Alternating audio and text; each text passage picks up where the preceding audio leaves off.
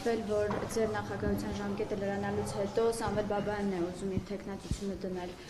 Ինչպես եք վերաբերվում այս հարցին։ Ես կառաջարկեի Սամվել Բաբայանից հարցնեք։ Ես ինչքան տեղյակ եմ, ծանոթացել եմ այդ գրառմանը, Սամվել Բաբայանի կուսակցությունը տվել է հայտարարություն, միասնական հայրենի կուսակցություն, որով հերքել է իր մտադրությունները որպես Արցախի նախագահ առաջնորդում։ Մամուլում տարածվող մեկ այլ տեղեկության մասին ձեր լռությունից, այսպես ասած, օգտվելով հաճախ ձեզ կապում են այս եւ այլ անձանց հետ։ Հիմա հերթականը, երևի դուք էլ եք ընթերցել, ասում են Արմեն Աբազյանի հետ առնչակցություն ունեք եւ կբացատրեք, կպարզաբանեք, ուղղորդում են ձեզ Աբազյանենք թե ոչ։ Թե միայն նախկինի հետ կապ չունի։ Ուրեմն պարոն Աբազյանի հետ, ինչպես տեղյակ եք, ես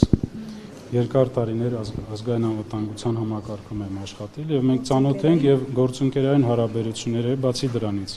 այդ հարաբերությունները ուղղված են նաեւ մեր ժողովրդի որոշակի հարցերի լուծմանը հաշվի առնելով որ պարոն Աբազյանը հանդիսանում է գերիների անհայտ կորածների այդ անձնաժողովի ղեկավարը։ Այսինքն միայն այդ շրջանակում է։ Այո, այդ անունները հրապարակելու եք հիմնադրամից ովքեր ինչ գումարներ են ստացել, ինչպես պահանջում են իրոք։ Նայեք, մենք դեմ չենք որևիցե հրապարակումների։ Սա իր մեջ պարունակում է որոշակի գաղտնիք,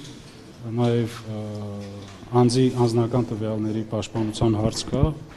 կա հարց, որ հարուցված է քրեական վարույթներ եւ այդ շրջանակներում տարվում է նախաքննություն։ Մենք չենք ուզում խանգարել այդ նախաքննությունը։ Մենք երկուշաբթի օրը ես հրավիրել եմ ակցիայի մասնակիցներին,